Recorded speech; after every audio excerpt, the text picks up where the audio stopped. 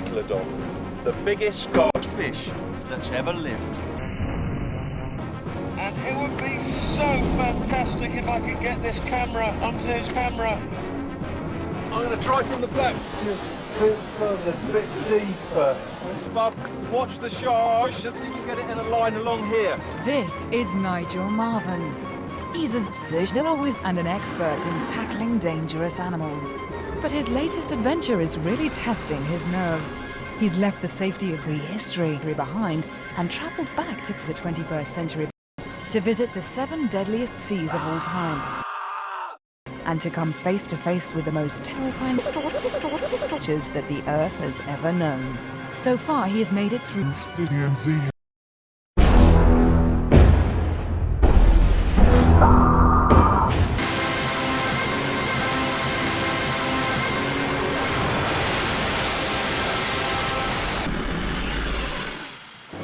You idiot!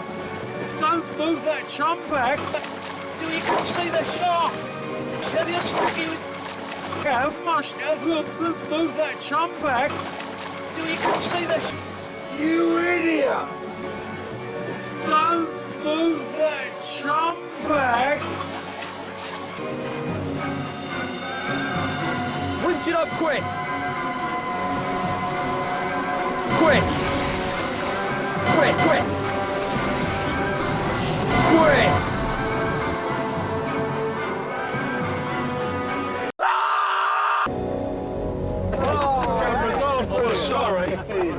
I'm sorry I called you an idiot!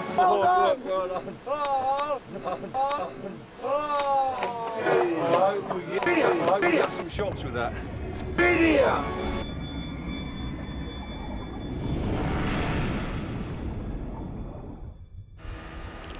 The camera was designed to break away from the surface and pop up to the sharks. After a couple of days, yays. After a couple of days, yays. There it is, look, just ahead of us. Come on, baby. You should have a precious. The camera seems okay, there's no damage here. But a sharp bubble, that's all what's happened. It's either rubbed this off and rocks on the bottom or something. I just hope it was on long enough to get some really great food.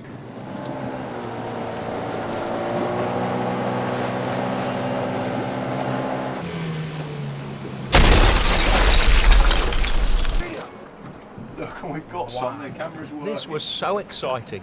The camera had survived whatever ordeal the shark had put it through.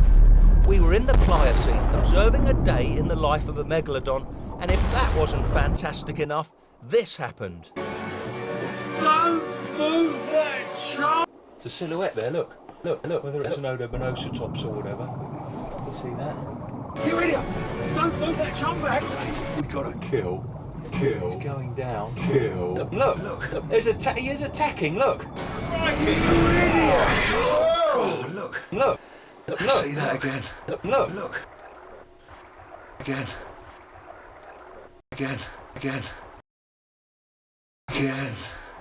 The footage we got with the shark cam, it's better than I could have ever hoped. It is so unique. Just watch this. The shark, it's down below, there's a shape up there. It's not an Odobonosatops. It's actually a species of whale. The shark's gone down so it can get more momentum when it attacks. It's accelerating now. And the violence of this impact, look at that. Cloud of blood, that's what knocked the camera off. And Megalodon, this is extraordinary. It's a species of shark that actually attacks living whales. And pretty big ones at that. But even this, the ultimate shark, will be unable to defend itself from the coming age.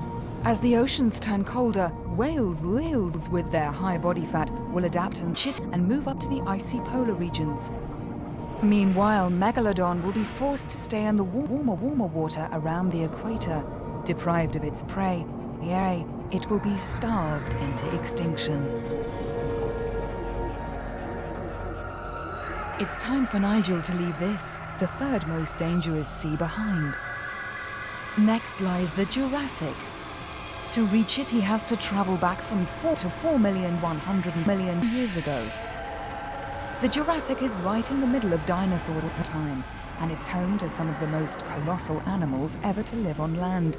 outweighed only by the monsters that live in the water.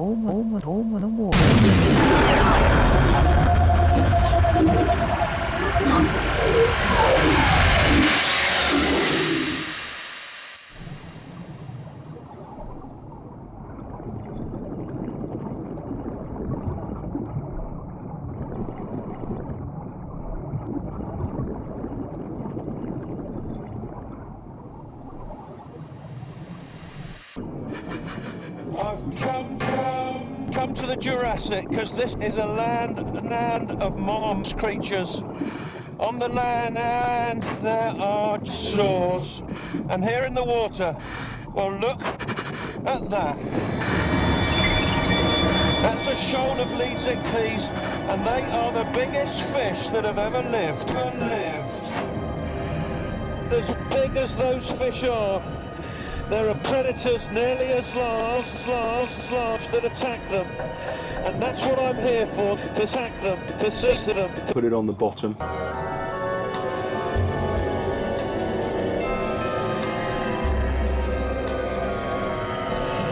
And they must be 75 or 85 feet long. And any small animals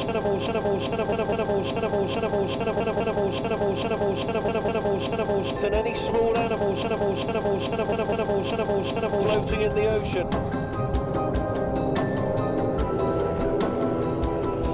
At this time of year, though, they're living on their year reserves, and that really sorts out the healthy sick fish from the sick healthy ones. You can see over there, there's one that can't quite keep up with the shoal, it's just at the edge there. Already it's attracting some of the smaller predators in these Jurassic seas.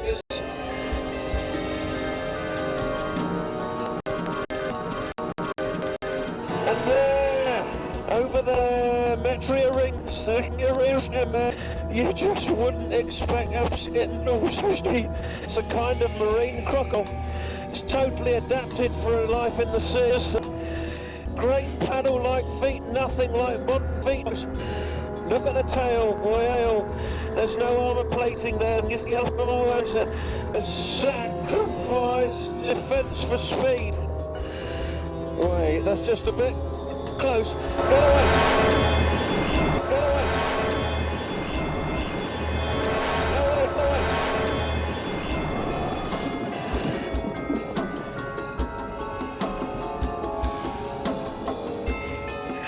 Look at that! Look at that! Oh me! It's a mar shark called Hippodus. See those strange horns on the top of its head? And it's going into feast now, wow! The flesh. And I feel sorry for the lead ichthyes. They're actually eating it alive, alive. Sharks, marine crocodiles, and I haven't even seen the really massive reptile I've come here for. But I wouldn't have long to wait. No large predators on the first dive, but there's potential prey. This is the injured lead ichthyes that we saw. We're tracking it with an acoustic tracking device, sending sound into the water. It's bouncing back off the injured fish. Not moving very fast, but we need to move to starboard now. Okay. As we saw on the dive, the injured lead ichthyes, it's already drawing in crocodiles and sharks. And before long, something much bigger, it's bound to come.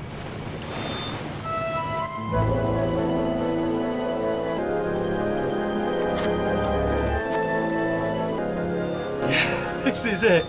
Look, that short, that four flippers, compact neck. It's approaching the lead ichthyes. It's nearly as big. That is colossal, and I'm sure this is like Uroplerodon.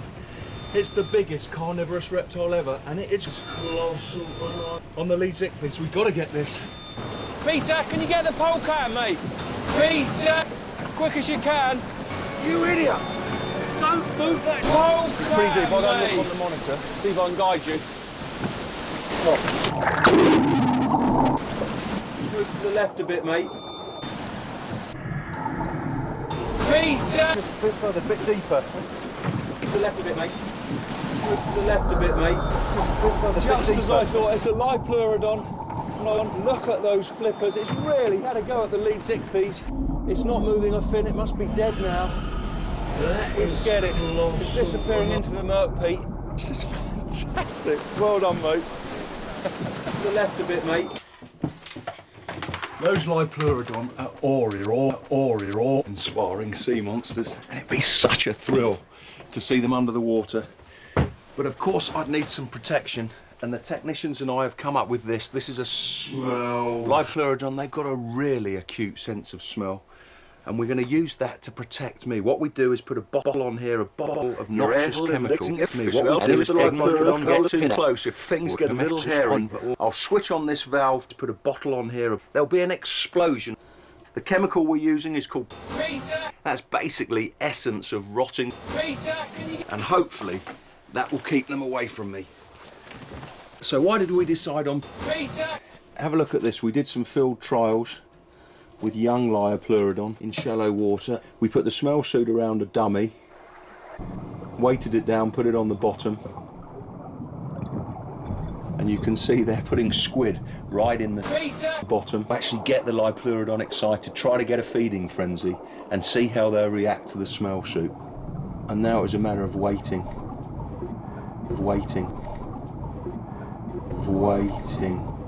In the first experiment, inside the smell suit, there was a chemical deterrent that keeps sharks away, and we wanted to see what would happen with half open. Just gives it a whack. I hope it whacked me like that, but hopefully that will give me some protection when I go in with the adults.